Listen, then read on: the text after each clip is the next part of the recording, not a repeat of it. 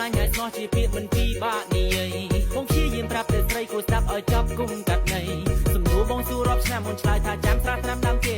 បងខឹងខ្លាំងពេកឡើងចង់អង្គុយដេករៀងរាល់ថ្ងៃបងតែងគេស្រមៃថាបានរៀបមង្គលជាមួយនឹងចរណៃពេលវេលាដើរលឿនបងគ្រាន់តែចង់ដាស់តឿនបងចង់ឃើញអូនស្លៀកពាក់រ៉ូកាសម្រស់អូនសានដូចទេធីតា